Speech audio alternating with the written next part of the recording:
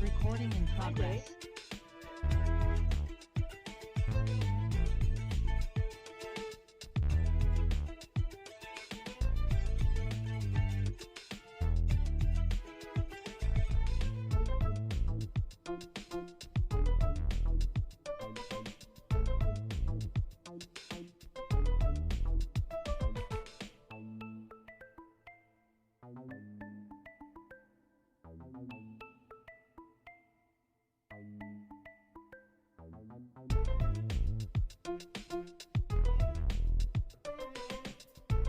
Michelle and Linda, are you sending Trustee Orr into the breakout room?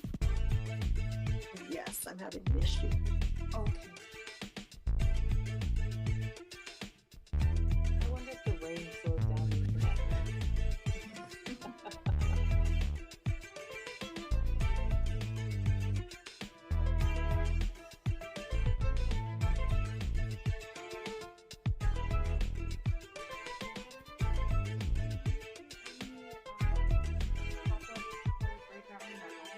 No, it's not coming back as that option, so it usually does that, you know, leave a little prompt. If I leave, I'm going to end up leaving the meeting entirely, I think.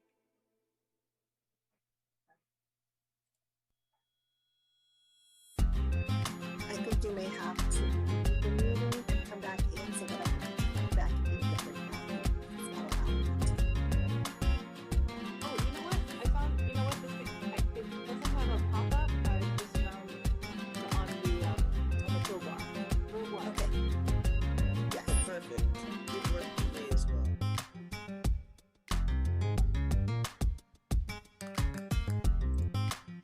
Okay, she's there.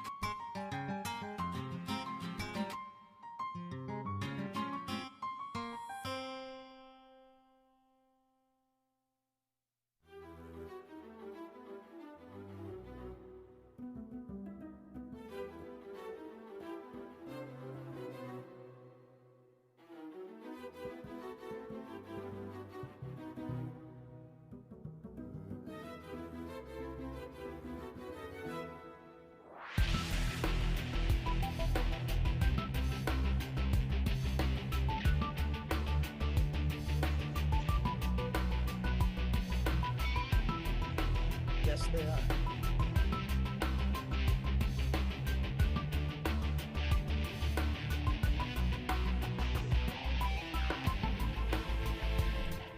Yes, they are in closed session.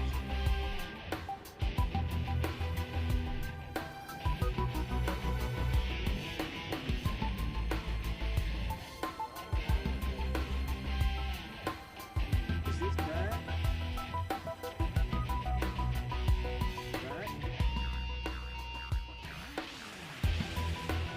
The board is currently in closed session. Can you hear me?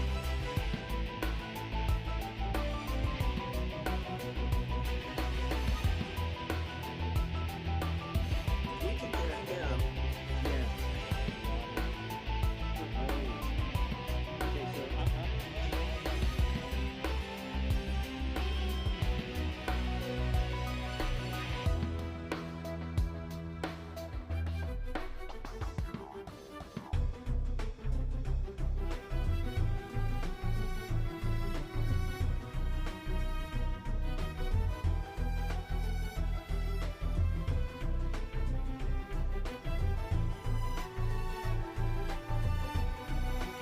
Linda and Michelle and Marty, did you get that request from the tech to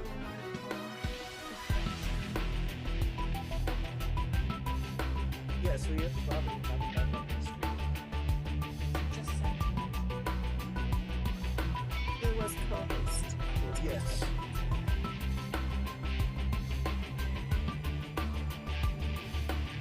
He was co-host when he was here. They should just send it. just got a text from the chair. They're having trouble. They can't share this screen. Can someone drop it where Diane, Linda, Michelle, anyone?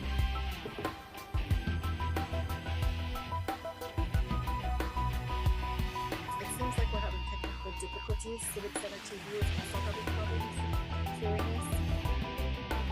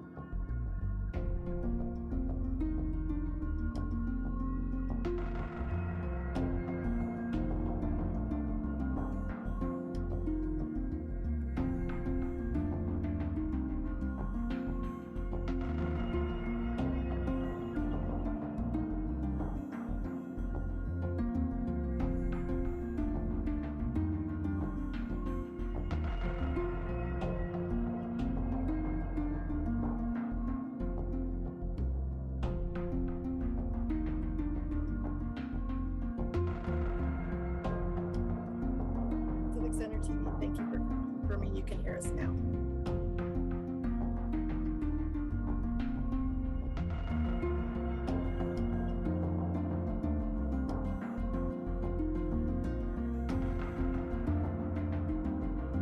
I'm sorry, Ronnie, you said what? Civic Center TV can now hear us. Okay. Okay, so Thomas. yeah, Tommy's saying that they can see his screen now. So there's something going on. Okay, thanks. Yes. Mr. Pena, Yes. yeah, I can finally hear you now. Did you guys get your technical things straightened out? Yeah. Apparently just now, I don't know if it was related to the TV or whatever, but yes, finally, yes, we're all set now. So I actually, Brad, I thought I had your number. Did you get my text? You didn't get my text. To be honest with you, I didn't check my text because I was trying to. I thought maybe there was something wrong on my end, but there's something going on. I don't know what it is, but in any case, I was just we were trying to tell you that we could hear you, and we wanted to let you know that the room was a closed session, but we couldn't get to you. So, but I guess now we're all set. I assumed they were, but thank you for attempting to contact me. So I just want to make sure. So, how long do you think they'll be in there? About a half an hour or so? I would say easy to 9:30. So, I mean, why don't you just keep track of it, and you know. Okay. I'm gonna log off for now. And so now the public or the retiree comments that comes still at the end. Is that correct? Linda, help me out here. Is that at the end? I mean, Yes, it is. Okay. Yes. Nothing's changed in 30 years. So okay, well, all right. I'm gonna maybe pop back on around 9:30 or so. Okay, Brad. Before you go, are your comments? Can they come up in any particular item, so you have to wait to the end, or is it unrelated to the that?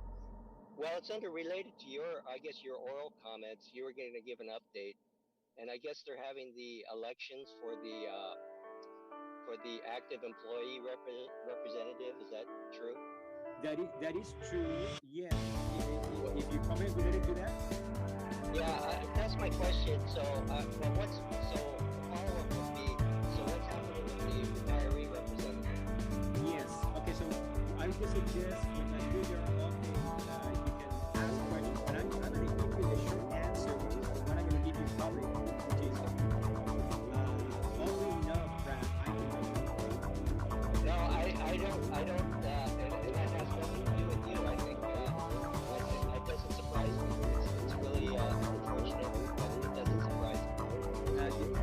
You should know the board is going to have some comments I can tell you, and I will say it's a public. Simply reach out to the city clerk, and we just have to get back. Well, yeah, and again, it's really up to the board's comfort level. But I think you've known me enough that I will. I've certainly spoke up to the city clerk myself. So, anyway. Okay. That's fine. Thank you, and yeah, I'll just maybe you can elaborate. Maybe I'll just chime in and so that way we get it on the record. You know, Okay, there's that's right. people concerned about that. So, all right, well, thank you, and I'll see you in a little bit. Okay, very well. Thank you. Thank you.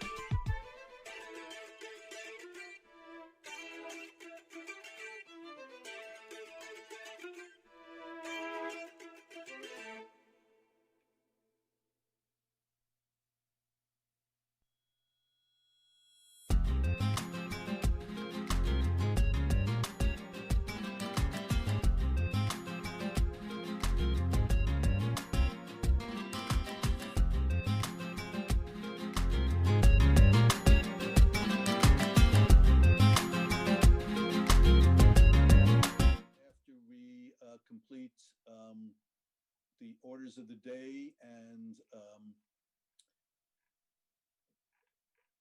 what's next? Why am I not seeing this? One second, please bear with me.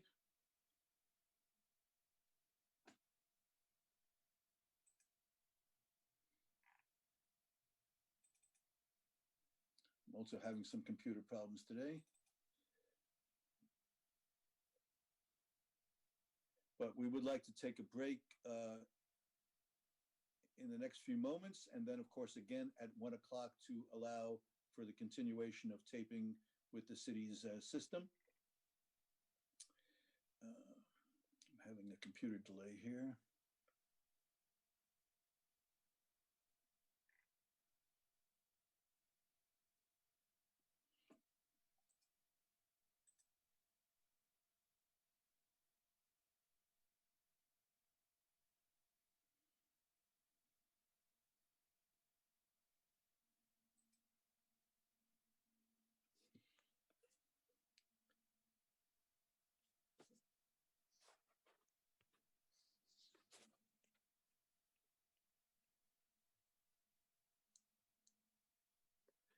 And we would like to ask all the board members to stay on the Zoom after this meeting, after the regular meeting ends, so that we can do public special meetings for each committee to address the California Assembly Bill number 361. And it will take place using the same Zoom meeting ID and password. So are there any changes to the orders of the day?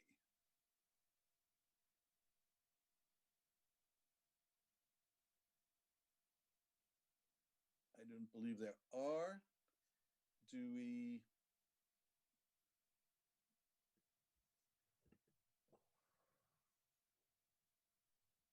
And do we now vote to approve the consent calendar? So motioned by Trustee Kelleher. And do we have a second? Second by Trustee Jennings, or Vice Chair Jennings. Thank you. And any discussion? Let's have a roll call vote. Trustee Orr? Aye. Trustee Kelleher? Aye. Vice Chair Jennings? Aye. And I vote aye. So we have approved the all items in section 1. At this point, we have death and survivorship notification. I'd like to ask for a moment of silence for those who have served the city and who have passed.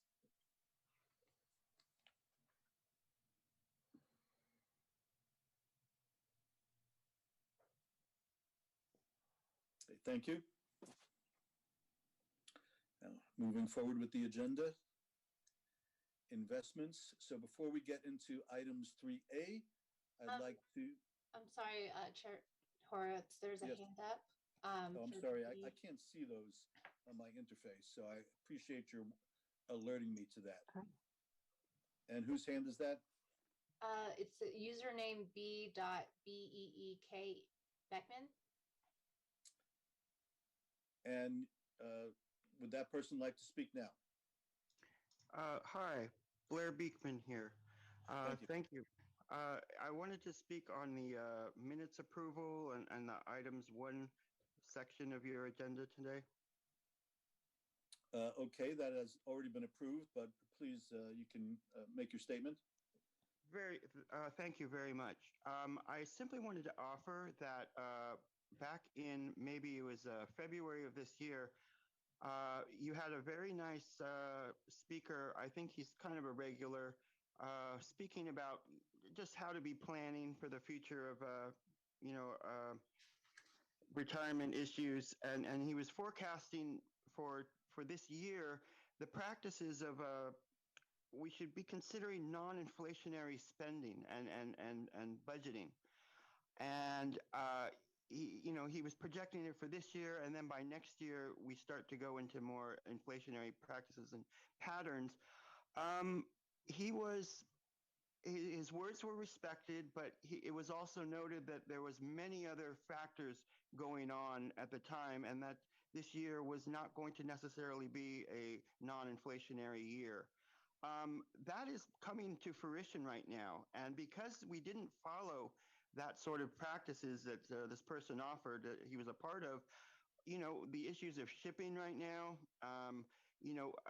there were very high increases in police pay.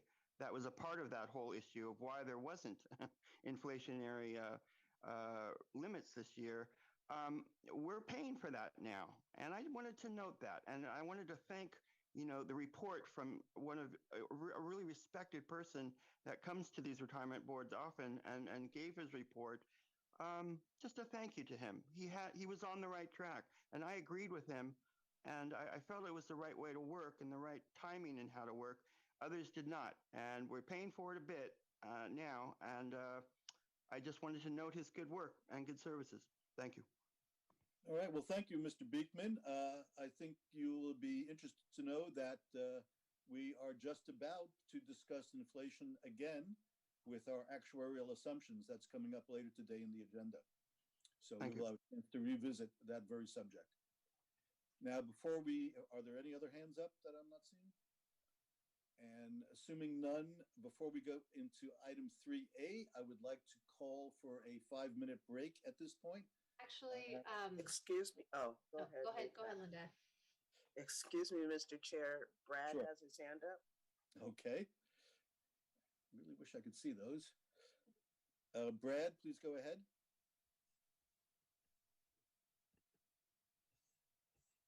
Or is that the person who just spoke? Did they just fail to lower their hand? No, it's a different person. Okay. I had to unmute. Thank you, Mr. Chair. I just wanted to, I didn't want to interrupt right now, but it sounded like you were taking public testimony, but I think, is there another appropriate time on your agenda?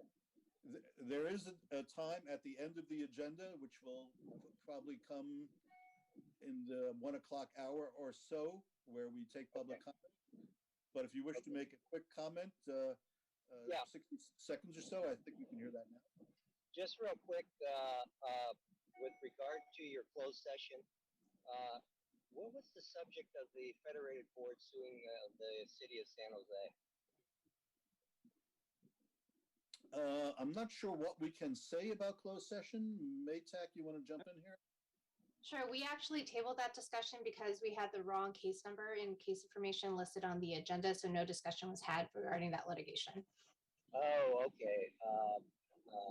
Yeah, well, we can probably discuss it sometime later, but I think just as a policy, my own personal feelings, I just don't think it's a good idea for the retirement board to be suing the person that feeds and funds the retirement. In other words, when you say the city of San Jose, you're actually suing the taxpayers, because they obviously fund the retirement system. So that's why I wanted to know what that subject was. I was really kind of concerned that the board would was taking that sort of action. So thank you very much for letting me take the time real quick. And also, I want to, I appreciate, I don't know if your council liaison, Council Member Davis is on the call or on the meeting, but just wanted to say I did appreciate her vote last week on the council.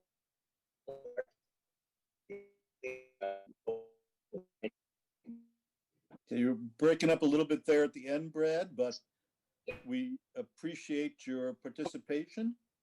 And I'm not sure we can say anything further about closed session. That's why it's closed. It prevents us from commenting. So, Linda, are there any other hands up that I'm not seeing? No. Okay, thank you for that. So again, before we proceed with item 3A, let us take a 5-minute break. I have 10:20 at the moment, so let us reconvene at 10:25.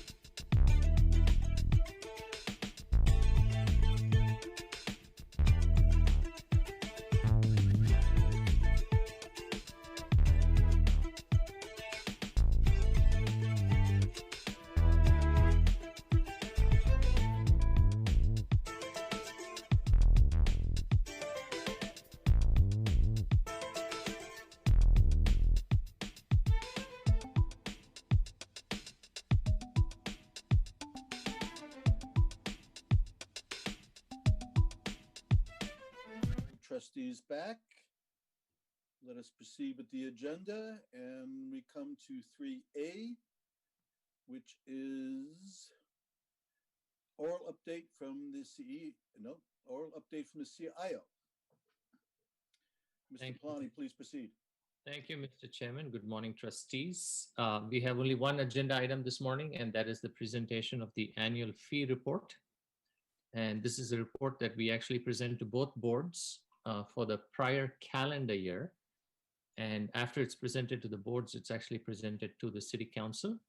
And it's one of the most comprehensive fee reports that's put out by any public plan out there. I believe there's only 3 or 4 other plans that actually put out such a comprehensive, transparent fee report. But before we get to that, I do have some numbers I'd like to share.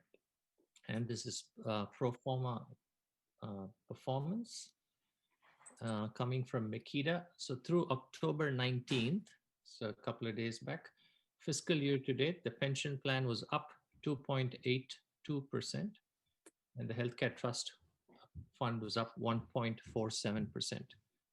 Again, please bear in mind that these are estimates and by no means final numbers.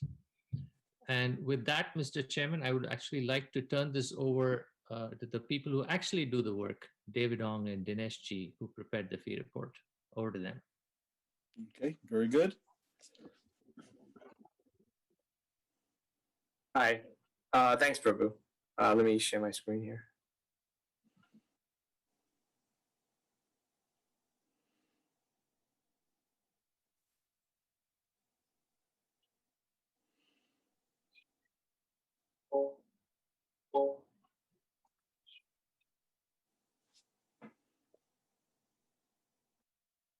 Can everyone see that?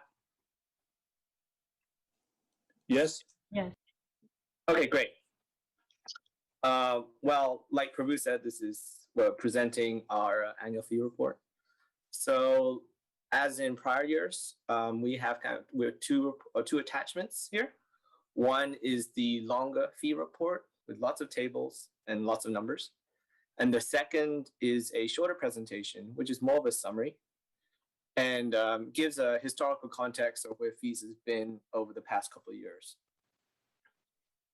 Before we begin, just one minor housekeeping issue. After this meeting, we'll be posting a slight update to the longer fee report, where the AB 283 tables at the back, where we detail the individual fees paid to individual managers, is updated. So that's just a FYI. And so going on to the presentation, we'll be going over the presentation. Obviously we'll be taking questions, more detailed questions if everyone has them on the longer fee report. But before we start, just wanted to kind of highlight what we try and do every year in terms of fees, meaning that fees are primarily a function of asset allocation, which everyone knows that asset allocation is something that's essentially determined by the board. And as a staff, we're trying to implement the asset allocation in the most efficient manner in terms of risk reward, of which fees are a function of it. And so the other thing is just a quick highlight of the fees that we are reporting on, or the definition of what those fees are. First of all, there's management fees. Second of all, there's incentive, or you can call it profit sharing. And thirdly, there's operating expenses, meaning the cost of legal and accounting that's associated with some of the funds that we are invested in. So going on to the presentation, on the first page is just a high-level overview. Kind of top-level numbers. Our fee ratio ticked up slightly to 1.12% in 2020, and that was primarily driven by increase in incentive fees. You can see that kind of brownish bar. And then we also have performance on the bottom to give kind of context to that. On the right is a peer comparison. This peer comparison is meant to give an indication and it's not really that consistent with what we present because it's pulled from the CAFR, and a lot of the fees that we have paid is not paid directly, and as a result, it's not captured in the CAFR, and likewise for all the other plans. And so it's just meant as a indication of where we stand roughly within this universe. And you can see, generally fees have been coming down across the board for all plans, and we're kind of, in the middle of the pack here. So just the tables from the prior slide, as just adding a dollar amount to it. Our fees paid have gone up slightly from 23 million to 27 million. Again, driven mainly by incentive fees. Just a note, obviously the asset base has increased, and so the percentage increase is actually, it's actually lower than what those numbers would, the dollar numbers would imply. So, going back to the historical context, we kind of chart here our historical management fees. And we want to focus on management fees because we want to focus on things that we can control, meaning primarily it's management fees, and we control that by either the main levers are active, passive, the decision to be active, passive in the specific asset classes, and negotiations where we have some negotiating leverage. So, over the course of 5 years, we've brought down management fees, the management fee ratio by 24 basis points and about $2 million over the last 5 years. And what's that driven by? It's primarily our kind of weighting to more passive in the plan. You can see that on the chart on the left, the major contribution to management fees is from active, the passive portion being very small. And so as we're bringing down that allocation to active, it also brings down the total management fee. And when one of the main drivers of the last 4 or 5 years of this lower management fee is our allocation away from what we call the hedged asset class, or primarily our market neutral strategies. We've gone down over the years anywhere from in the 10% range to currently we're at in the 3% range. And you can see on the chart on the left that that kind of brown bar at the top has come down materially from about 42 basis points in 2016 all the way down to 9 basis points in 2020. And on the right, you can see the specific allocation drop on an average weighted basis from 2016 to 2020. So, I mean, that's all we have for our prepared remarks. I mean, basically the story is not much has changed and from last year, and hopefully we'll continue to see kind of fees kind of moderate or the changes moderate from kind of going forward. With that, I will I guess we can take questions now if anyone has any.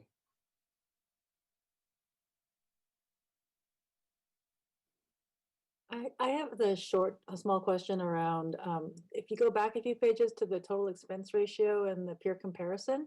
Yes. I think it's really helpful. So first, I should say thank you for that comprehensive overview. And this, I think, tells a nice story, and it doesn't have to be, down to the granular, which is great. It gives us a sense of where we land. So I would like to continue to see this. I just was curious why, I guess the data points, it's our peers in the same asset range and then California public plans, because I just noticed you've got PERS and STIRS, and it would make sense that they're at the bottom of the fee range, expense ratios. They got a lot of stuff that's in-house as well. So I'm just wondering, does this chart, if I looked at, I don't know, any of those years, is that all California public plans as part of your universe? No, I'm sorry. So it's 46 diversified U.S. pension public pension plans, and stirs and purrs. Oh, just a selection to include as reference. Yeah, yeah. Okay. So I guess everyone loves seeing purrs and stirs in terms of benchmark. Okay, that You know, helps. no me. matter Thank what your you. size, right? Got it. Thank you.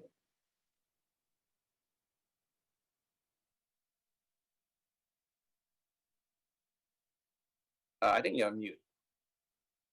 Oh, I'm good. Thank you very much. Oh no, I thought I saw Chair Horowitz speaking. Yeah. Thank you, David. I was on mute. I was asking if there were any other trustee questions. I did have a clarifying question on the last slide. Yes. Where, so the allocation to hedged strategies have gone down, but the fee ratio has gone up this last year. Is that simply due to performance fees? They've actually started making some money there? No, this is just management fees. And I think it's just more of a function of, you know, some of the one kind of getting rid of, you know, certain managers going from 11 to 5 and, you know, and keeping, and when one of the managers we did keep is probably, you know, a little bit on the higher range.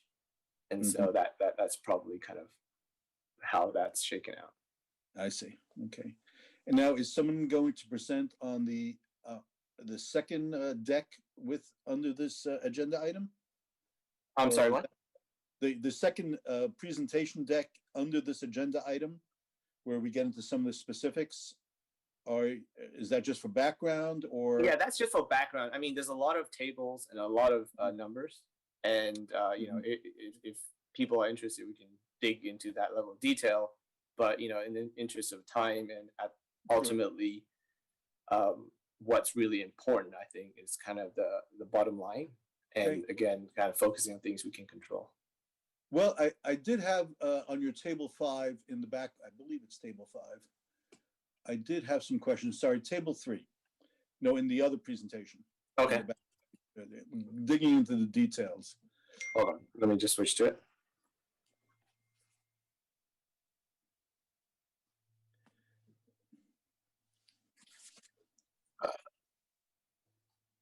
Mr. Chair, Brad has his hand up. Yes. Well, let us get to public comments after this part.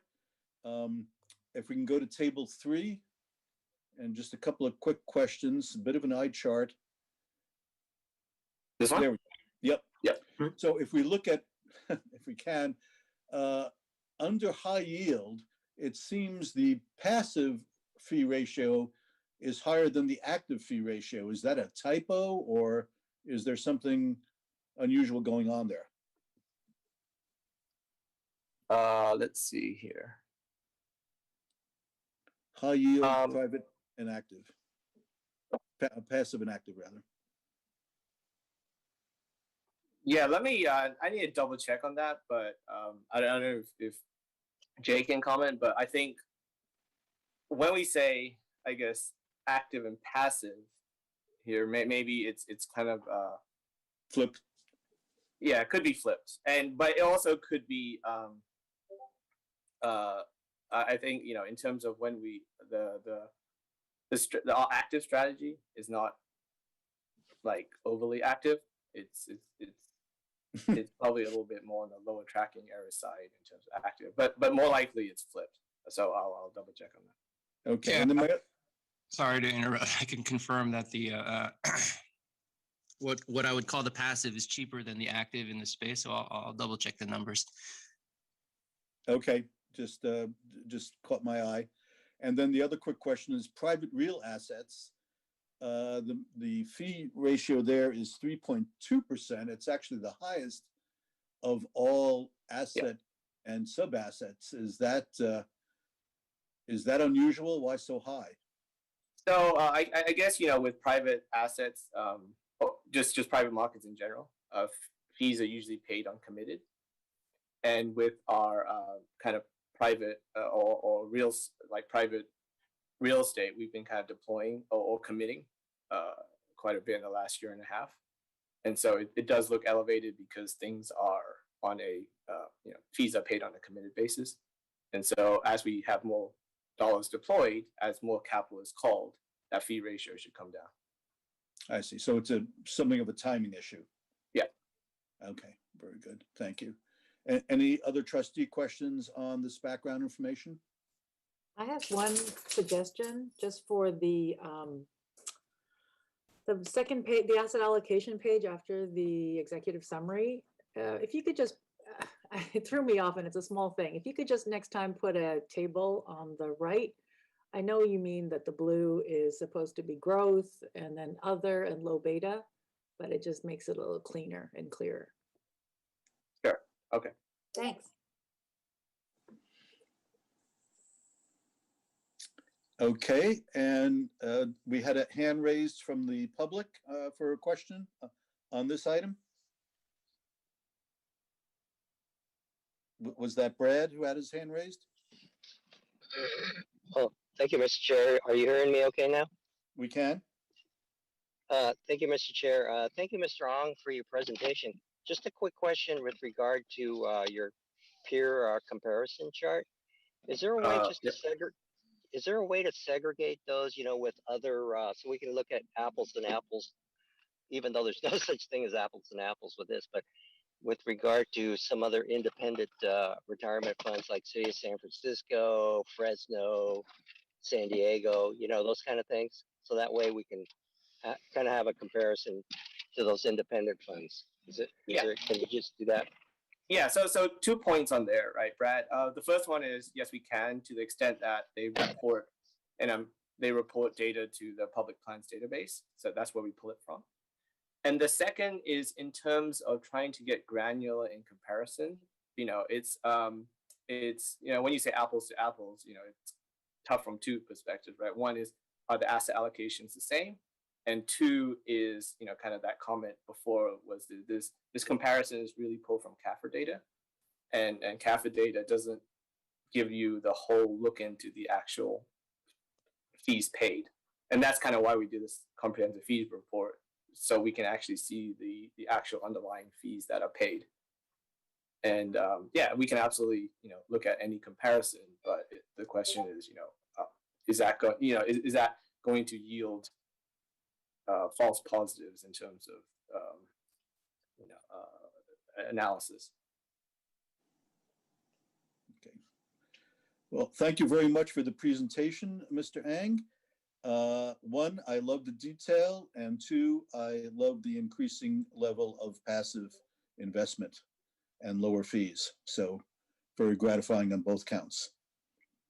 So if we can move to the next agenda item. Actually, I know that our council liaison has a time firm commit, and she was particularly interested in item 5C. So do we need a vote of the council to proceed to 5C? Chair Horowitz, I have an hour, so I think we're okay. Okay. Yeah, all right. We'll get there. Okay. I wanted to be respectful of your time. Thank you. I appreciate that. So what is the next agenda item? I believe we're to 4A. Thank you, Mr. Chair. I believe that is the oral report from the CEO. Staff can bring the agenda back to the screen. So if you bear with me just a couple of minutes, I think the number one issue I want to share with you is that the health open enrollment healthcare for retirees is coming up November 1st to November 30th. So just like last year, because of the pandemic, it will be virtual. It will not be in person.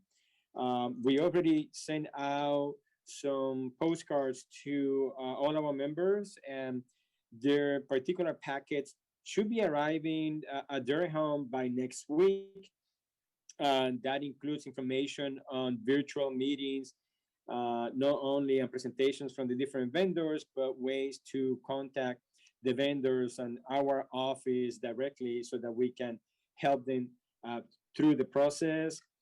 I also want to share with you that, as you know, we have two vacancies right now at the board. One is the employee seat, the other one is retiree. So the employee seat, actually ballots went out this week, And so I believe many of the members, including members from our office, have received the ballot. They are due back at the city clerk's office November 8th. I think because they are due back November 8th, I will hope that the process can be such that this new employee trustee can be appointed by the city council at the December meeting in time for your December meeting for the board. In terms of the retiree seat, I have to say it's been challenging to get information, an update from the city clerk. I do know that they kick off the city retiree application process once again. But to be honest with you, again, it's been challenging getting information. So I don't have any specifics to give you in terms of timeline at this point. We will continue trying to get information from the city clerk. And as soon as we get information, not only what I provided in public at the next meeting, but once it's available, I will make sure to reach out to the full board and let you know. So, Roberta? Yes. So is this something that Councilmember Davis might be able to help us with? You know, I don't want to speak from Ms. Davis. I'll let her speak to I was that, just but- going to ask the same thing. That would be wonderful if you Yes. could. I also reached out to the city clerk, and although she was very responsive on a particular issue that I had, she did not get back to me on this. I've also reached out to the Office of Employee Relations, Cheryl Parkman, who was going to try to inquire, but she doesn't have a lot to say about that. And I apologize. I'm not sure. Does the city clerk report to city council or to the city manager, Councilmember Davis? Directly to council.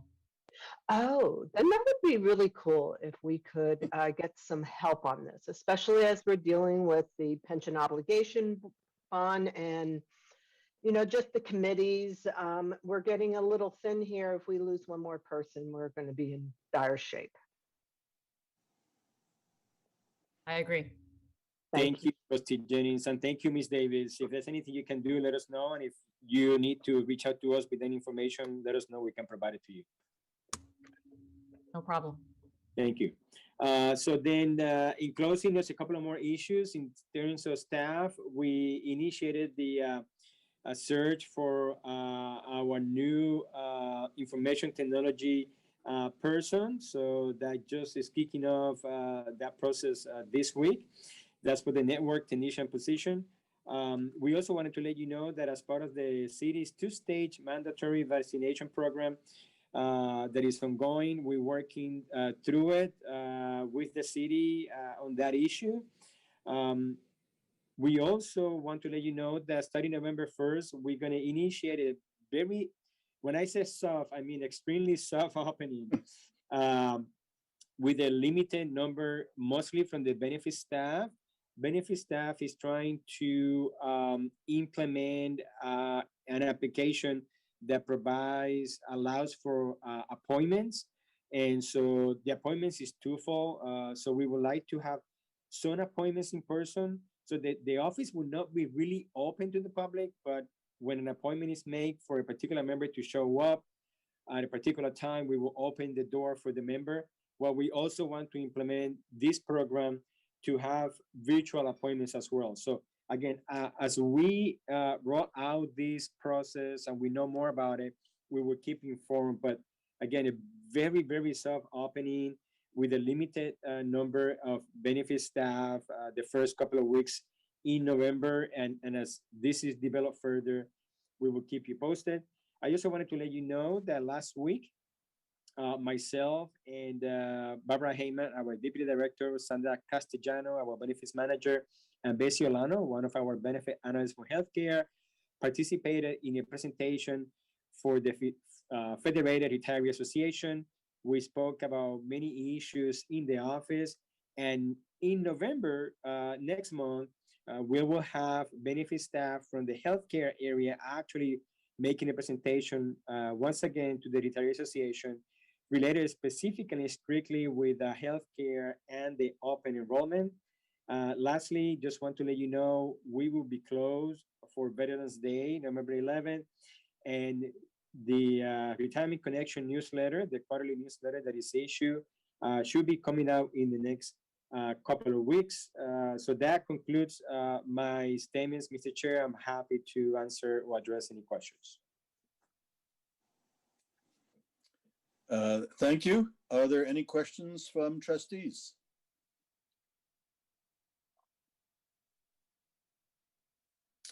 Okay, or from the public?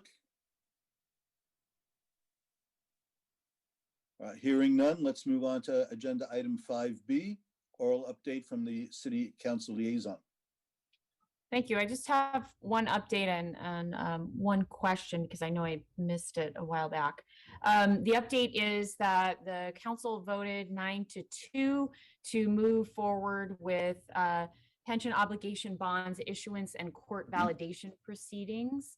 And the two no votes were myself and Councilmember Mahan. So that moved forward, and the timeline for court validation is unknown. I think the least amount of time it could take is 6 months. The most amount of time it could take is much, much longer if the action by the court is contested by any party, which I anticipate it to be. So that's my update for that. And I just wanted to ask, while I have the time and I'm thinking about it, I know the website got updated, and I'm sure there was a presentation about that because I missed a couple of meetings in the spring. But it is not a mobile friendly website redesign. I don't know if anyone else has had this issue, but the top header doesn't move when you're trying to scroll. And so there's like a tiny bit of space when you're trying to find agendas. It's laid out nicely, but the top header is fixed instead of scrolling up and getting rid of it when so you're seeing it all the time. And I just want to point that out as a bit of feedback. I don't know if anybody else has had this issue. I have it on both my mobile phone and my tablet, and I really have to be on a full-size laptop to be able to use the new website in any productive way. I find it very difficult because I am always toggling between different devices. So I just want to give that bit of feedback and find out if anybody else has had that issue, or if that's something that's in the works and being changed. I know it's not a traditional part of my update, but it is something I've been concerned about for a while, and I always forget to contact anybody about it. And I had the problem twice today already. Thank you, Ms. Davis, for the update. We will look into it. So I wasn't aware of that, but thank you. Yeah, I just recommend, Roberto, go to the website on your phone and you'll see the problem. Okay. Yeah, Councilmember Davis, I have seen the same thing. I thought it was a Safari browser issue, but I know what you're speaking about. I use Android, so and I've done it on not just Safari but also on I think Firefox, so or Chrome. I think Chrome. Not quite sure where the problem lies, but I know what the issue is. I did also want to the website design issue. With respect to the POBs, I just wanted to make sure you were aware. I believe our CEO Roberto transmitted a notice to the city that we would, welcome a proposed MOU for the POBs, and would, the board would take it up and evaluate whatever was proposed. So I know you had an interest specifically in a possible MOU between the city and the boards with respect to the POBs. Yes, and I appreciate you bringing that up because I did receive that, but as it was outside of the regular meeting schedule, I wasn't sure if the board had voted to approve that recommendation to move forward with an MOU. If I wasn't sure if that was coming directly from the CEO or directly from the board. So, Ms. Davis, I was taking direction from the boards. it hasn't been voted on, but they did directly to me to reach out to the city manager and the city in general that they were amenable to signing an agreement with the city. Obviously, they will have to work out the details, but Sure. yes. So that was just holding me direction. There was no vote, discussion for voting or action at the board level, but direction provided to me. Okay. I would say that we invited the city to propose an MOU, but without indicating whatsoever whether we would approve it or what terms we would approve. But the mere concept of an MOU is something the board could review in the future and vote on. Thank you.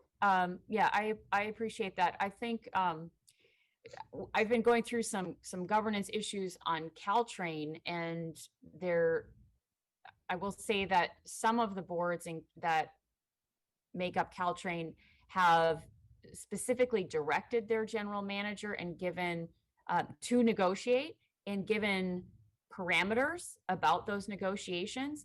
If that's again, we have time for this, but I would say that might be something that would be a fruitful discussion for the board in the future. Okay, we have not agendized that yet, so we have not had any discussion about that as a board. Understood, and there's plenty of time because this court validation will take many months. Okay. Thank you. Sure. Any other questions from trustees for council liaison?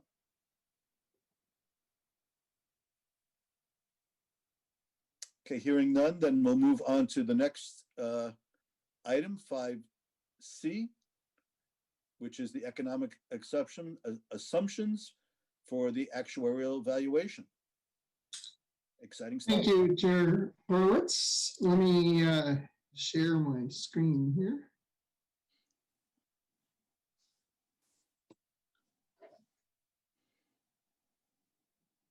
Okay.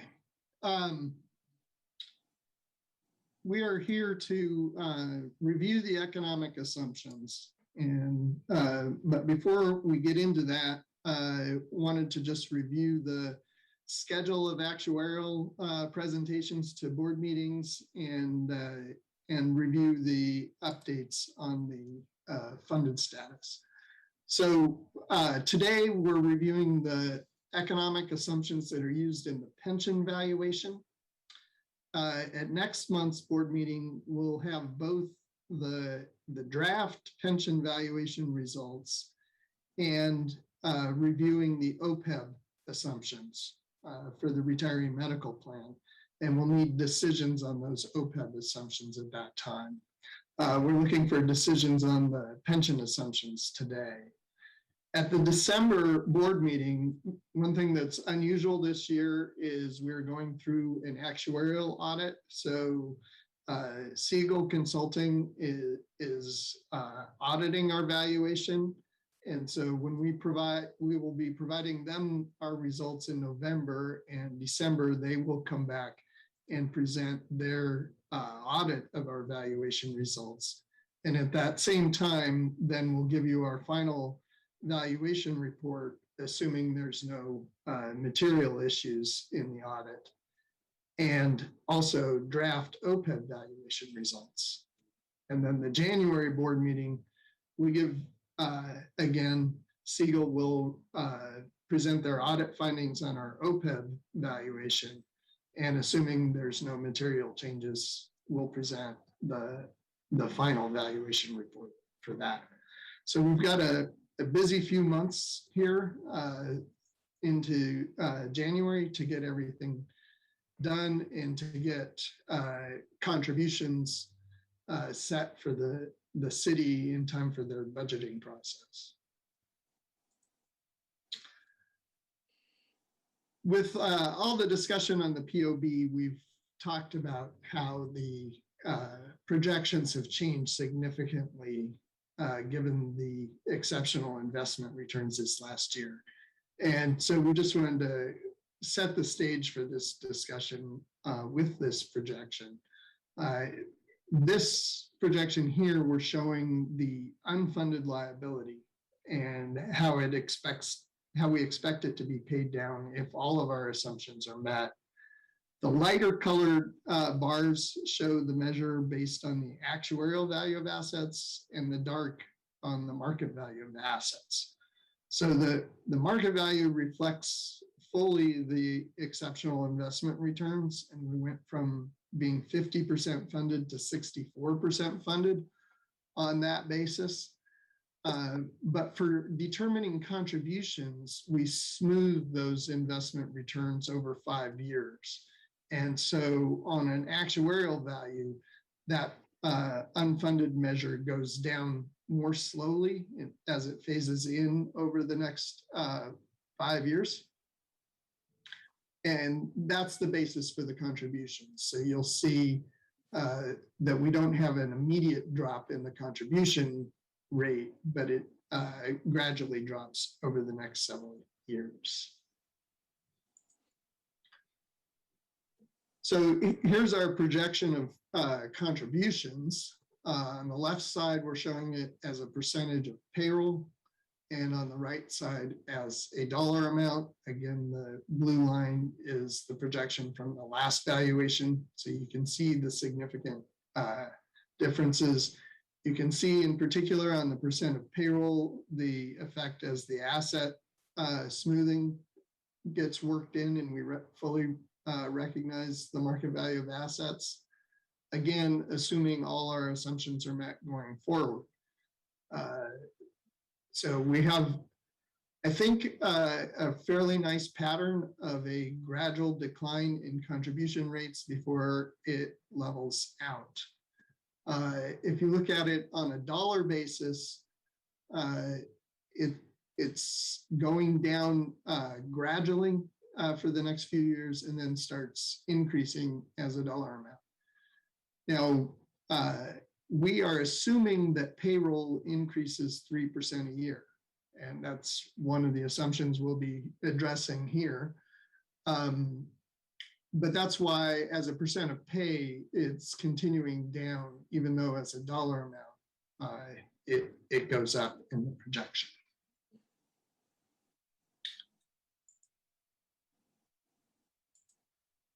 So we review these economic assumptions every year.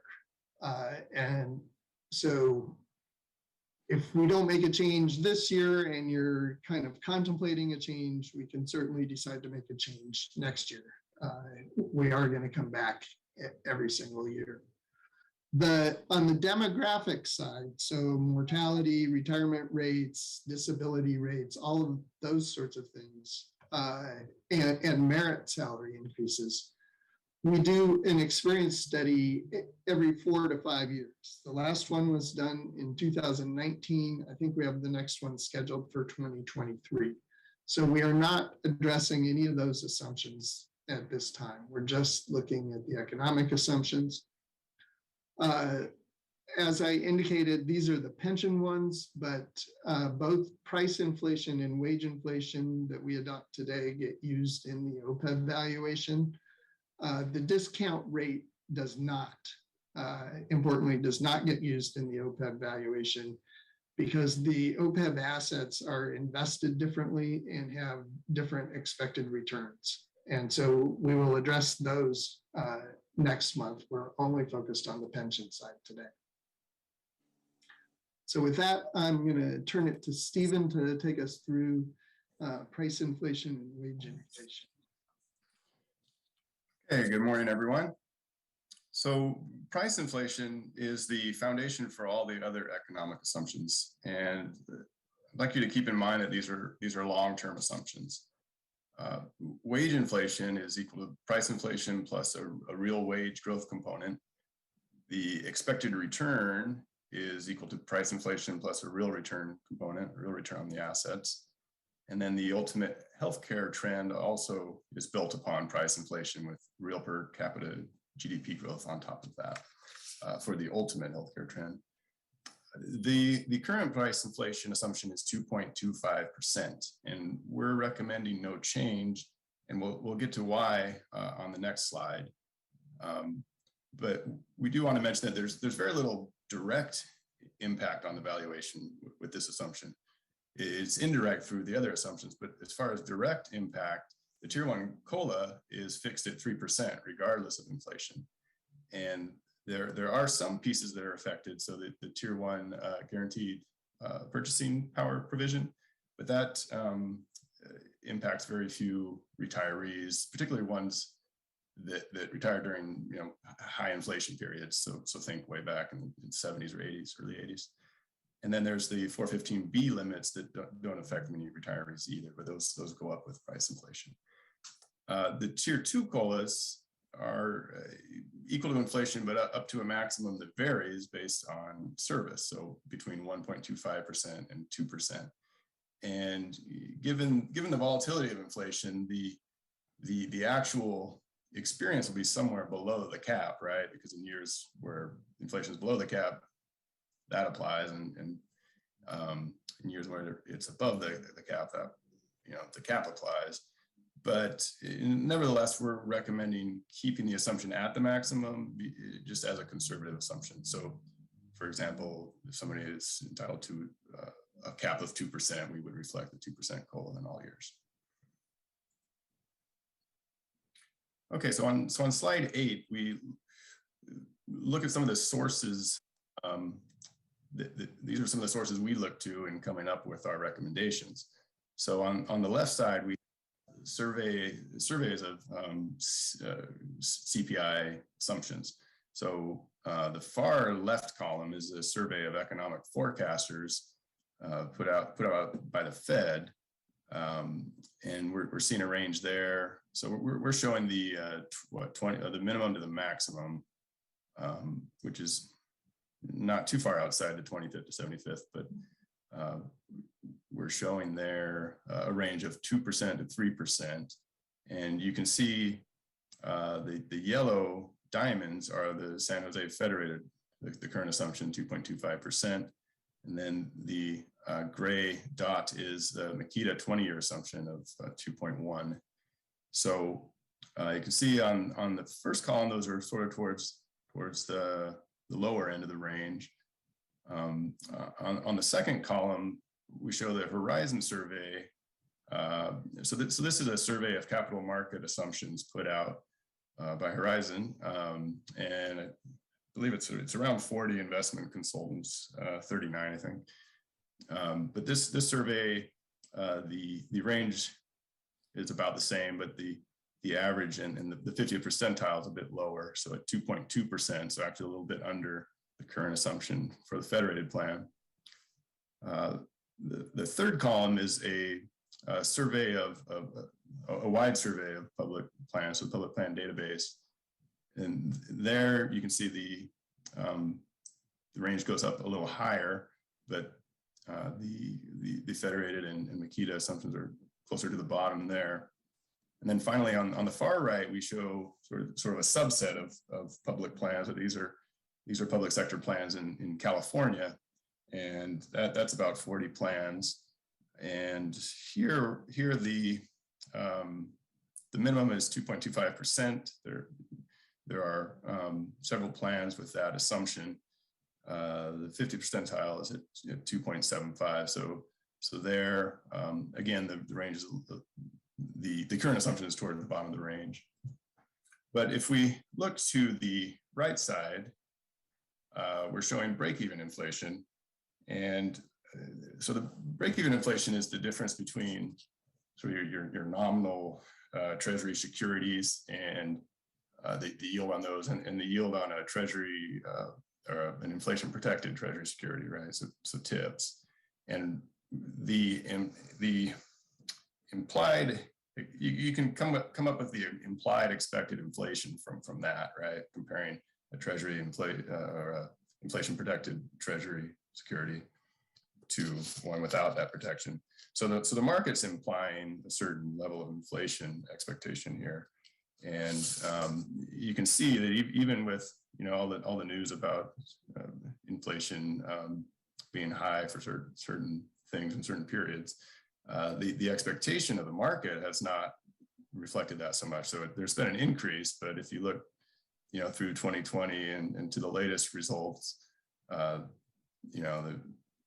it's up around 2.5 on the 5-year basis, and a bit below that on the 20-year basis, which is the long term that we look to. So, given these items, we're not recommending a change. And as Bill mentioned earlier, we revisit this every year. So if things start to look like there is a change in this trend or continued upward trend, then of course we would revisit that next year.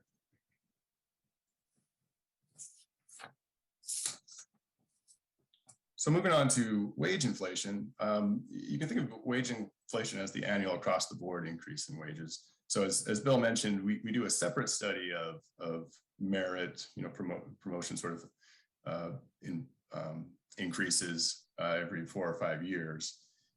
So we're not doing that this year, but we do look at the wage inflation every year.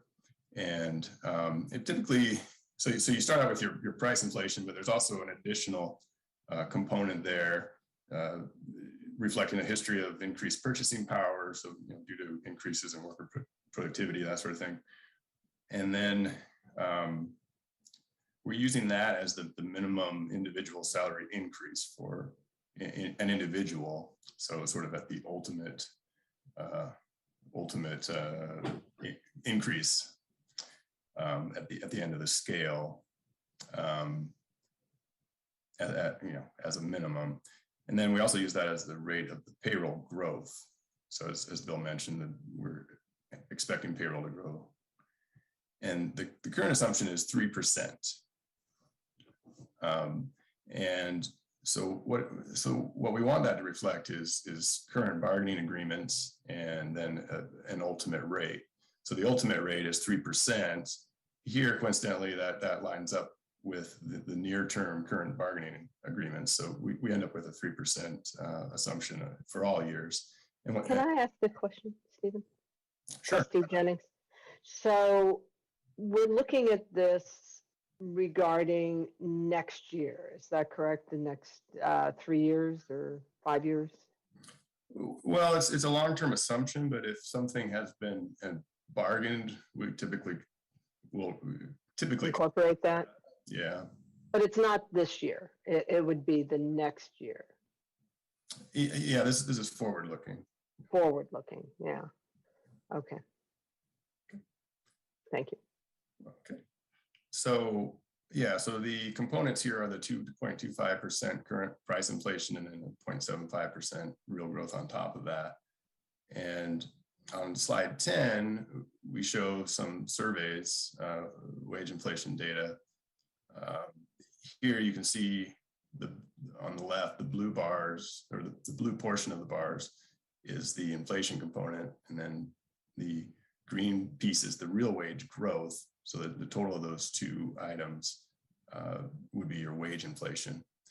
And we're showing in the three bars on the left is state government data, and in the 3 columns on the right, local government data. And you can see the wage inflation is running in the long term close to that 3% for state governments. Local governments 2.84 at 10 years, 2.63 at 20 years. So and it's instructive to look at the difference between the inflation and the total, right? So that the real wage growth has been between 1.5% for a 5-year on the local governments in sort of a short period, but on a long-term basis, 50 basis points. So I'm going to ask another question. I'm sorry. Sure. The real wage growth is adjusted for inflation. Is that it? Correct. Yeah, it's the growth over and above inflation. So so nice. So it's the green piece that's over and above inflation. in that, Okay. yeah, as we discussed on the prior slides, there's a history of wages Right. faster than, yeah, than And this is solely just the cost of living. This doesn't take into account the what the city pays for step increases or for what we call MPP changes. Is that correct? the sort of a merit scale. It's not included. Correct. Yeah, Okay. that's a separate. That's what I thought. Yeah, that's a separate thing. Okay, Yeah. I'm just trying to get my head around this. Sure. Yeah. No, Okay. It's good to keep the two pieces straight. Mhm. Yeah. So this would be the minimum amount that we would assign to anyone, and this is the amount that the payroll will grow by, because you have younger people coming on, older people retiring, that sort of thing, turnover. So here we look to the bargaining agreements, which again are in line with 3%. We also look to the California survey, which shows a range of 2.75 to 3.5%. And there are, as I said earlier, about 40 plans there. So 20 of them have the 3.25%, so about half. And then we're not proposing a change here either, because the current bargaining agreements are reflected. The 3% rate, after that initial period that already reflects the 3%, is in line with 12 of the plans in that California survey. And we don't see a reason to make a change.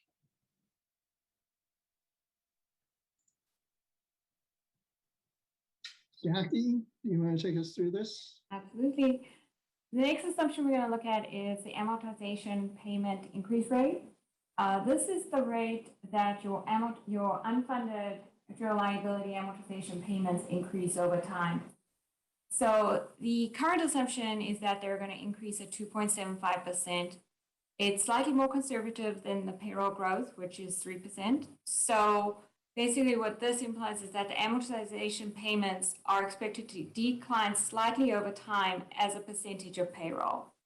So if your total payroll, if the actual increase is less than 2.75% per year, the amortization payments become a larger percentage of the payroll, and vice versa. If your actual payroll growths are larger, then they become a smaller percentage of your payroll.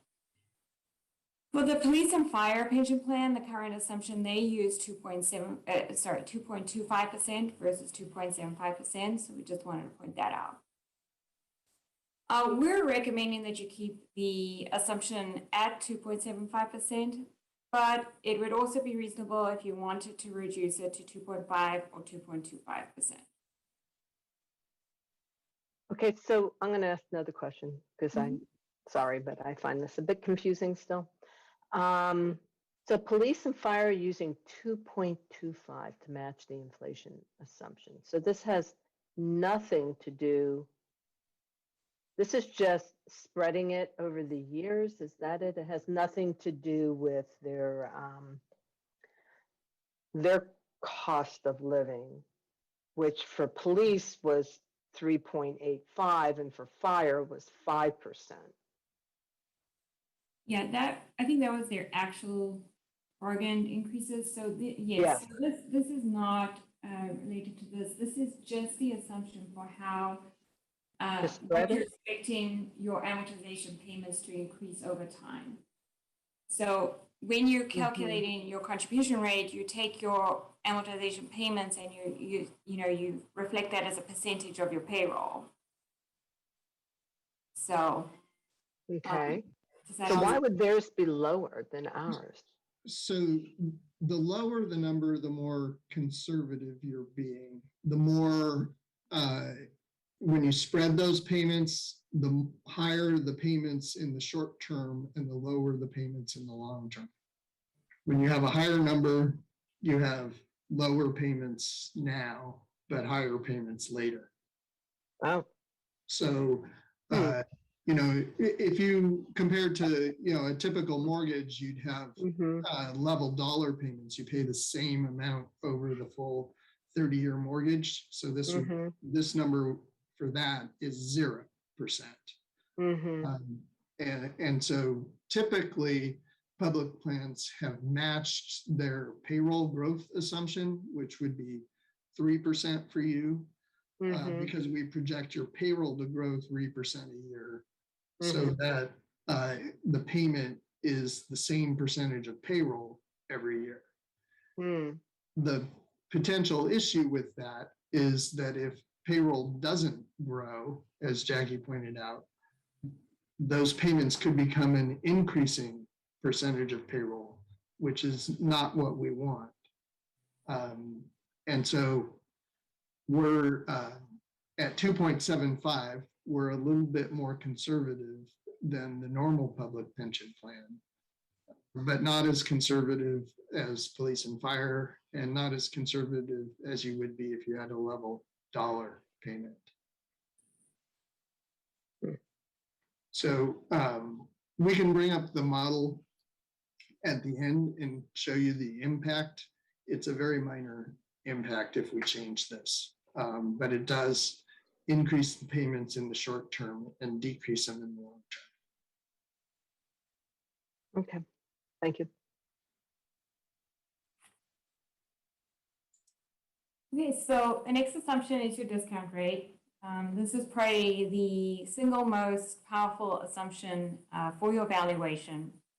Higher discount rates or expected returns result in lower expected contributions. So the higher your discount rate, the lower your liabilities and the lower your expected contributions, and vice versa. A lower discount rate, you'll get higher expected contributions.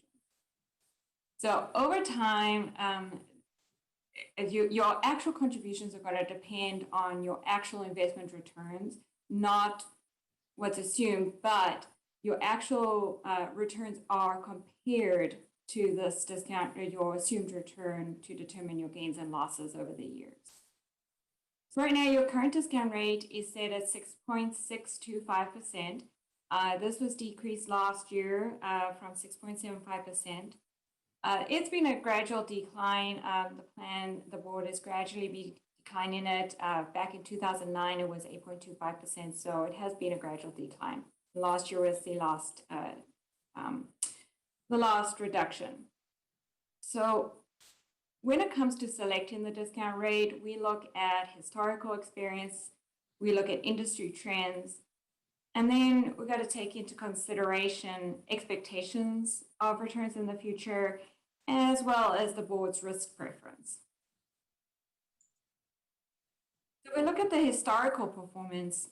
You can see the blue bars are your actual returns on a market value basis, and the gold bars are your returns on an actuarial value basis. Because you're on an actuarial value basis, you're smoothing your gains and losses. You'll see that there's a little less volatility in that return, but you'll see there's more volatility in your market value, which was the actual return for the year. The red line is your current assumption. As I mentioned, that's at 6.625 right now. So if you look at the historical trends, I mean, you had a great year last year, but if you look over the year, it does fluctuate. Sometimes it's above, sometimes it's below the expected return. So we're looking at some of the trends. On the left side, on the left graph there, you've got your survey of California systems that Karen has developed. And you can see that there's definitely been the same trend as your board in decreasing the discount rate over time. If you look over in 2020, San Jose is on the lower end as far as compared to the other California plans, but it's not the lowest. You look at the graph on the right, these are the most recent discount rates used by the California plans in the survey that we've done.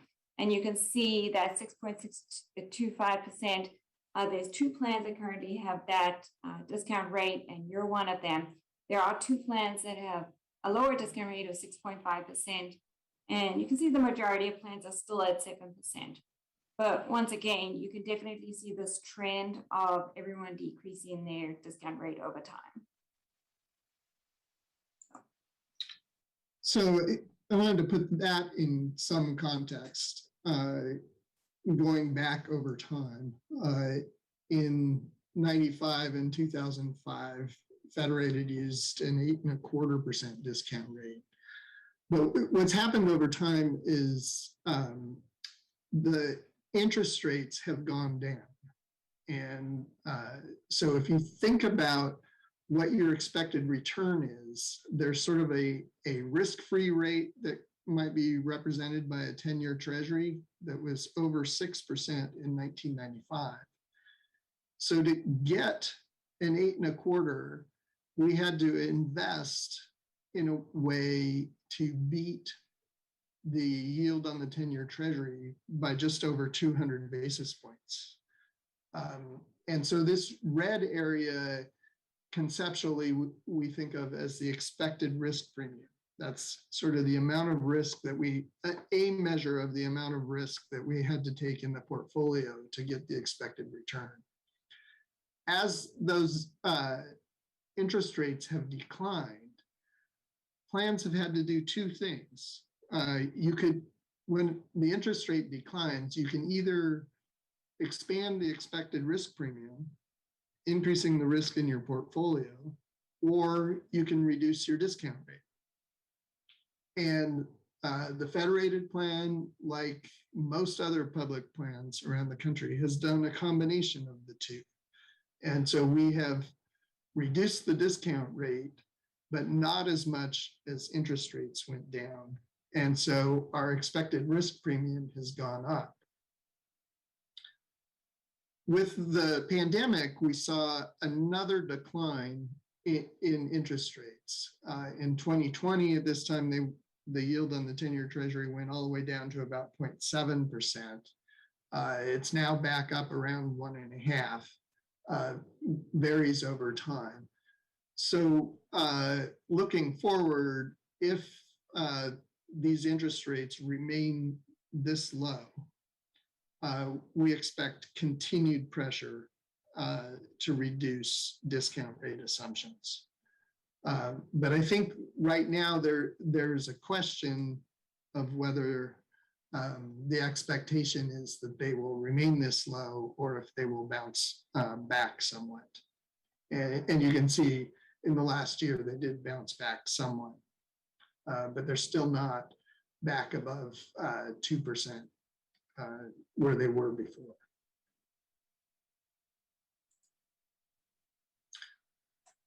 So our analysis starts with Makita's capital market assumptions. They provide assumptions on a 10-year and 20-year time horizon. We compare those to the survey of investment consultants performed by Horizon that Stephen mentioned earlier. There are 39 consultants in their 5 to 10-year category and 24 consultants providing 20-year assumptions. And all of these assumptions are lower than they were last year. Can I ask a question? Sure. What do you mean by 39 consultants? Does that mean there are 39 consultants providing this information? I just was a little confused by that. 39 different investment consulting firms who provide the information. So like Makita is one investment consulting firm and they're included in that survey. Veris, who does your risk analysis, is another. So it's the number N in the survey? Yes. Okay, gotcha. Thank you. And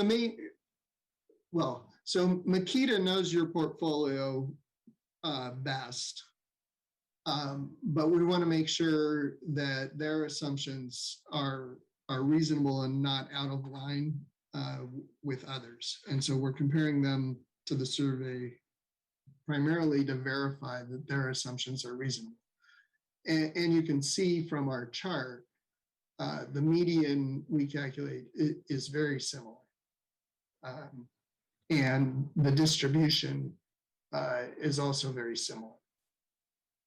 So the assumptions are are similar. We're seeing around 10 years, it's around 6%, 20 years, 6.8 to a little over 7 in their range.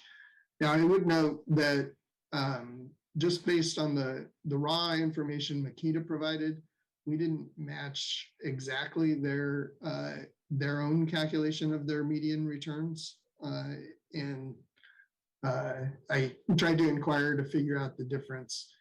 We didn't have time to sort out the difference, but there's about a 25 basis point difference in our calculation versus theirs. Now, these capital market assumptions fluctuate every year.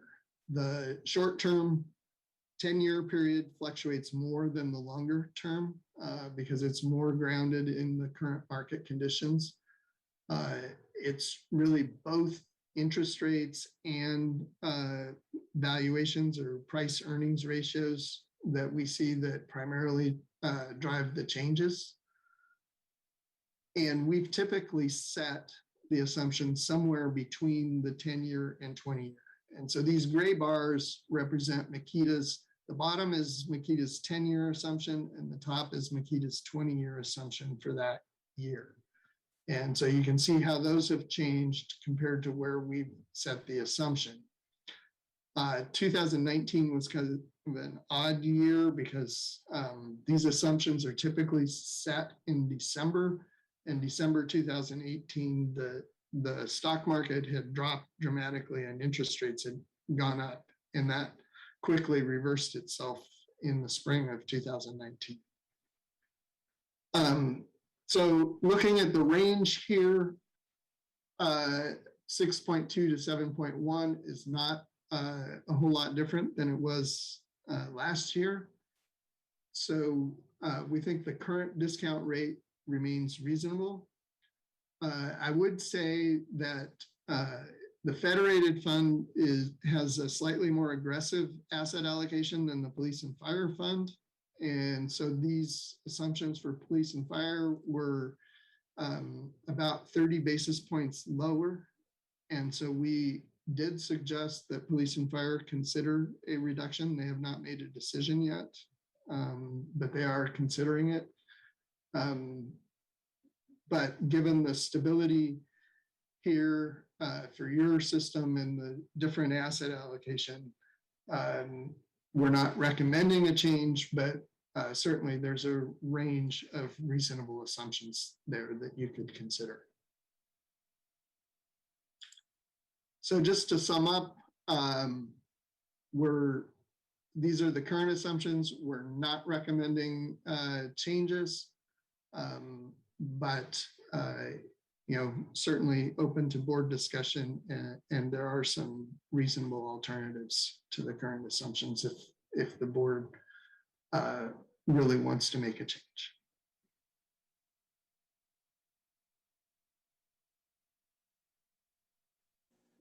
Well, thank you, Bill.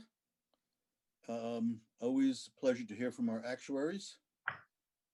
And with that, let's open it up to trustee discussion. Are there any questions or comments about any of the four assumptions we need to make? No, I think that Bill did an excellent job of presenting why these are still reasonable assumptions. And I don't think we need to be trying to sharpshoot our way through the next 20 years. Right assumptions, but these are reasonable. There's a reason we have them, and I'm certainly comfortable leaving them as is. I agree.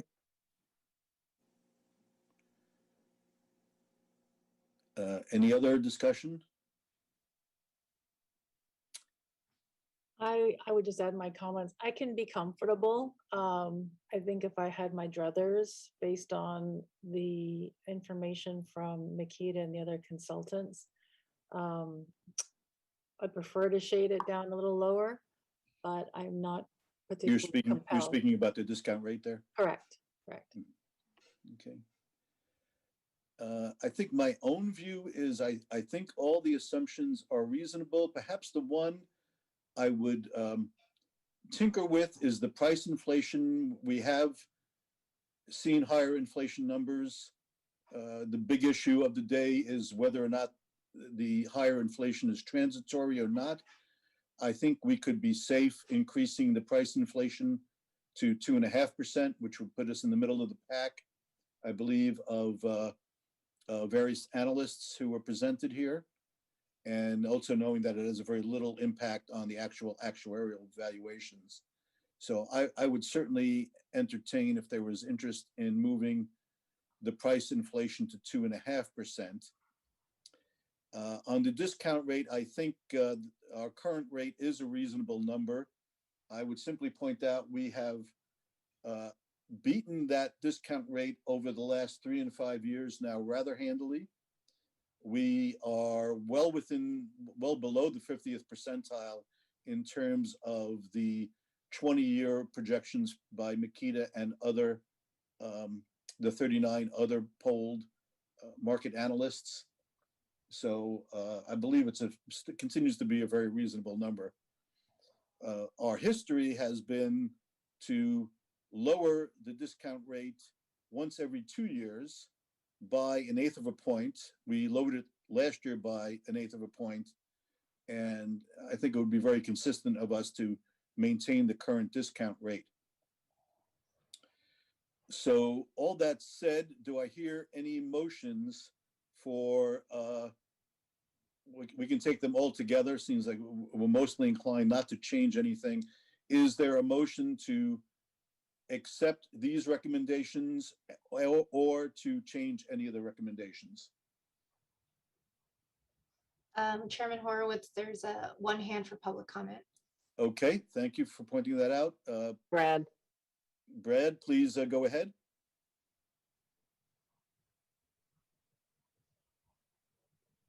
Thank you, Mr. Chair. Chart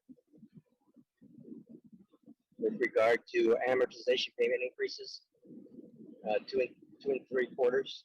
This is no change recommended, but could reduce by 20 points. So I'm just wondering what that is. What's the recommendation? No change or reduce it by 25 or 50 basis points? I believe the recommendation is no change. That's correct. But it would not be unreasonable if the board were to choose to reduce by either 25 or 50 basis points. So that is the recommendation. So a motion to accept all recommendations would be for all of these numbers that are highlighted here. 2.25% of price inflation, 3% wage inflation, 2.75 for the amortization increase, and 6.625 for the discount rate. Is there any further questions or discussion from trustees? Would any trustee like to formulate a motion? I would motion that we accept Chiron's recommendations to leave price inflation, wage inflation, amortization payment, and discount rates unchanged. That's Trustee Kelleher. Thank you. The motion by Trustee Kelleher. Vice Chair Jennings, I second that. And we have a second from Vice Chair Jennings. We have discussion on the motion. Are there any comments on the motion? Any discussion? Hearing none, we'll have a roll call vote by order of senior. I'm sorry. Was there a comment there?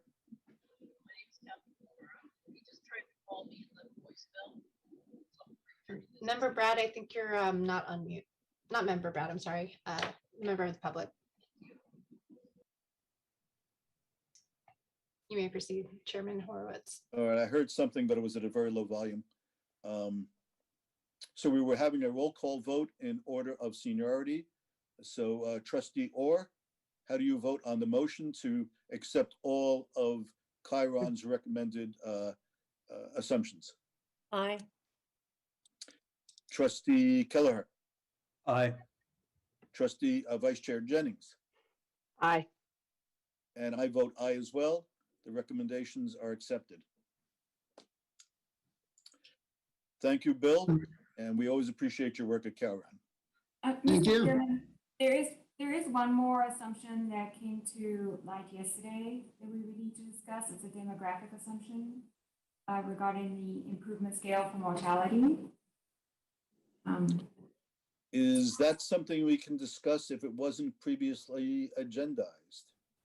So we just want to update you. The board's current assumption is to use the latest available mortality projection scale. And yesterday, a new scale was released. And so we will be incorporating that in the valuation as under the current assumptions to use the latest available. And so there will be a minor, we haven't done a full analysis since it was just released yesterday, but it looks like a very minor change to the mortality assumption. Mm-hmm.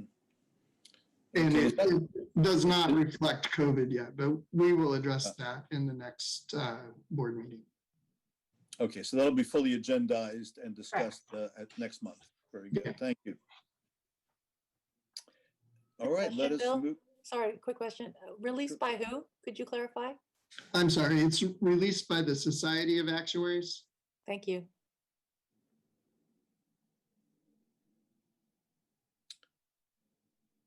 Okay, moving to the next agenda item. It is the 2022 schedule of board and standing committee meetings.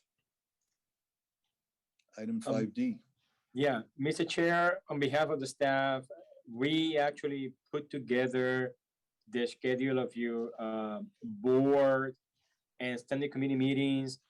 For example, your board meeting is scheduled to be the third Thursday every month, except for the month of July. So that's what you'll see on the schedule. So I would recommend at this time, of course, if there are any questions, we will be happy to address them, but I would recommend to approve it.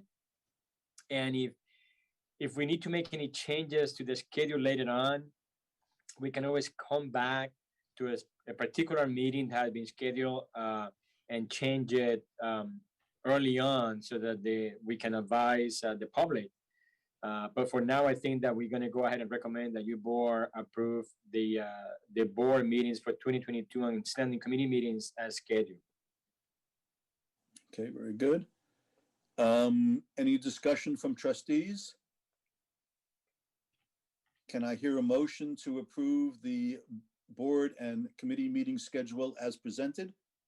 I motion to approve the schedule as presented. Thank you, Vice Chair Jennings. And do we have a second? This is Trustee Kelleher. I'll second the motion. We have a second. Is there any discussion of the schedule? Hearing none, we'll have a roll call vote. Trustee Orr? Aye. Trustee Kelleher? Aye. Vice Chair Jennings? Aye. And I vote aye as well. It passes unanimously. On to item 5E. Discussion action on factual findings for the use of California Assembly Bill 361 abbreviated teleconferencing procedures. I believe Maytak is going to present on this. Yes, hi, my name is Maytak Chin, and what I'm here to present today is on the mechanics of AB 361. As you're aware, the governor had initially passed an executive order that allowed public boards to meet virtually during the pandemic, but that executive order has since expired at the end of September, the month of September. And the legislature has passed and the governor signed into law Assembly Bill 361 as an urgency law, which went into effect on October of this month. Under the law, you have one freebie. You get to meet once without making factual findings, which is this meeting here today. But every meeting thereafter, the board must make factual findings pursuant to the terms of the law that allow them to continue to meet virtually. If they do make these factual findings, the law provides for abbreviated teleconferencing procedures that supersede the Brown Act's original teleconferencing rules. In order to elect AB 361's abbreviated teleconferencing procedures, the board needs to adopt the following factual findings to legitimate their need to meet virtually. One, that there's a proclaimed state of emergency in the state of California. Two, either there's two options here, and there are alternatives, either that the state and local officials have recommended or imposed social distancing measures, or the legislative body decides by majority vote that they need to meet, that meeting in person would pose an imminent risk to health and safety of the attendees. So the last two I just mentioned, social distancing and the imminent risk to health and safety of its members, are two alternative grounds that must be considered in addition to the social distancing, the state of emergency factual findings. With the agenda, I provided you the information regarding the current state of affairs in Santa Clara and Santa Clara County and the city of San Jose. And with that, I will leave it open to questions. But in my view, the city of San Jose has passed a resolution on September 28th regarding the continued requirement of social distancing within city buildings. And so that is one of the factual findings that the board would legitimate the board to continue to meet virtually. And the state of emergency that the governor had proclaimed at the onset of the COVID-19 pandemic continues to be in play. So with that, I turn it back over to Chair Horowitz and open the floor for questions. Thank you for that explanation. Are there any questions from trustees? So can we simply... There's one hand up for B. Beekman. Okay. Mr. Beekman, please go ahead. Hi, thank you. Blair Beekman here. Thank you for noticing my hand. I just wanted to offer a quick few words of possibly helpful advice at this time. There's reports that in both Russia and in the UK, COVID is on the rise again. This invariably tends to lead to, cases will be rising in this country, in a short amount of time. And the importance of mask use, I just wanted to bring that up, that it's an important concept that I hope we can continue now and through the holiday time. And it's just always on our minds and we're talking about it. And I think that's about all I wanted to say about this issue for now. And I think just thank you that you noticed my hand. You're welcome. And one other thing I neglected to mention to the board is that this factual finding must be made every 30 days. And so from today, if we make these factual findings, it will carry us to the next 30-day meeting, at which time we would have to reevaluate the circumstances to see if it continues to justify the use of abbreviated teleconferencing. And you do it every 30 days. There is a sunset provision under the law, and that is in 2024. So between now and 2024, if the board so chooses or the circumstances, based on the circumstances of the time, that's the window of time this law is available. Is that January 2024 or Correct. December? January, okay. Maytag, just, I guess for sake of clarification, this have to happen every 30 days. The next meeting is in 28 days. Does that mean that we have to do it again at the next meeting, or do we have to do it at the meeting after the next meeting, which is 28 days from today? No, within the 28 days. So that 28 days will cover us. So then for the next meeting, we can meet virtually, but the meeting afterwards, at the next meeting, we need to make the factual findings again to carry us again to the following meeting. Okay, so even though the next meeting is within the 30 days, we still have to do it at the next meeting so we can have the following meeting. Correct. Now, when the board decides to stop the virtual, presumably, then presumably we may not have to do it at the last meeting, because the last meeting that will be virtual, after that it will be in person. So we wouldn't have to do it anymore after that. Right, if the board so chooses. Of course, yes. Yeah, so that we will know, for example, like if we had a meeting in November and the board decides not to adopt factual findings under AB 361, we will know then that the following meeting in December would have to be met in person pursuant to all the original Brown Act requirements. And one last question to that. if, you know, as this COVID pandemic is so fluid, let's say for sake of discussion that sometime in 2022, the board decide to go in person, but then things really get bad again. What happens? They have to have another in-person meeting and then call this, and then the following will be virtual. Correct, right. So then they would have to, so in that circumstance where there's a gap where they do meet in person for a limited period of time, that first meeting where they meet in person at the onset of whatever emergency is occurring, then they can make those factual findings to carry them over pursuant to the traditional Brown Act rules. So like the teleconferencing, posting Understood, requirements and stuff like that. They could still meet virtually, but it will be subject to the original Brown Act rules. That being said, I will also note that this bill is not just related to COVID. I just want to make sure that's clear. It's open to all emergencies, earthquakes, fires, and whatnot. So that's an additional clarification point. I think Trustee Orr had her hand up. Oh no, okay. So that's all I have, unless anybody else has any further questions for me. Thank you, Council. Are there any other questions or any other hands from the public? So I'm not quite sure how to formulate the request. Do we simply ask for a motion to accept the factual findings suggested by Council Chin? Is that adequate? Do you need to further elaborate at all the factual findings and then moving us to teleconferencing? Just to be really explicit. Yeah, so I think we should reference the governor's proclamation, for example, and the city council's resolution in our factual findings. Okay, so I will entertain a motion to accept the governor's resolution and the city of San Jose's factual findings, so that we will continue to meet via teleconference in compliance with AB 361. Trustee Kelleher, motions.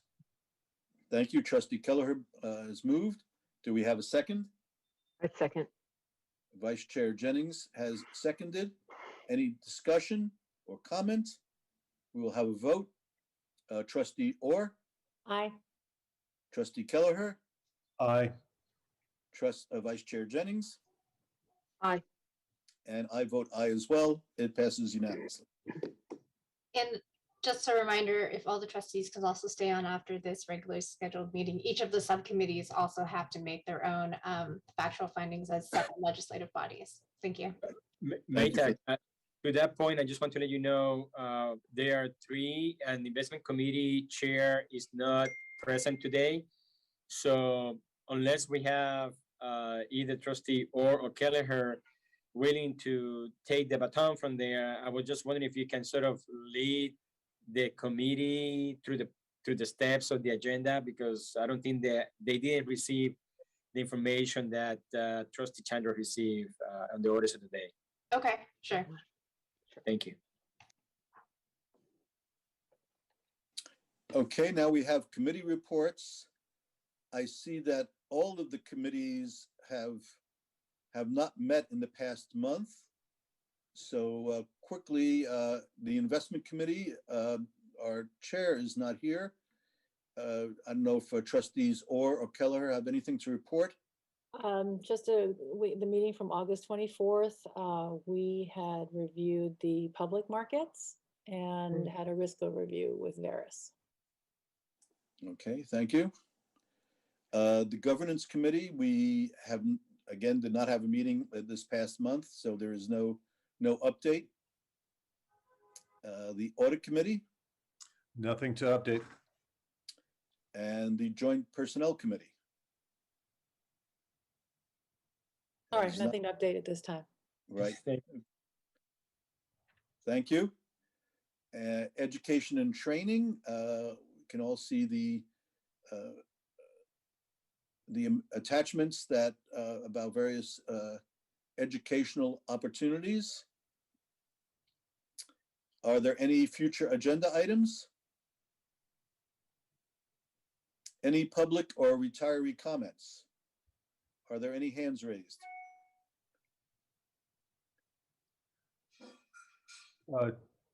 Trustee Horowitz, I would like to thank both Blair Beekman and Brad for joining in, and I think adding a great deal of value. Yes, thank you, Trustee Culler. I'll add my appreciation.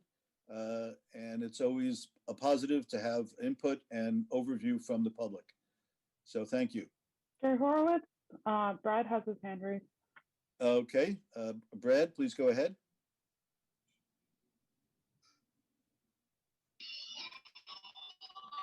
Thank you, Chair. Thank you also to the board and to the staff for COVID. Who knows how long it's going to go on, but appreciate that. And again, just wanted to express my concern as a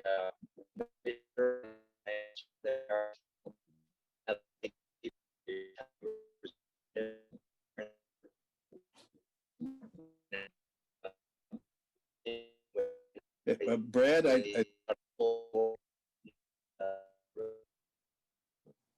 we're having a bit of a bandwidth connection issue. I don't think we quite captured your full comments.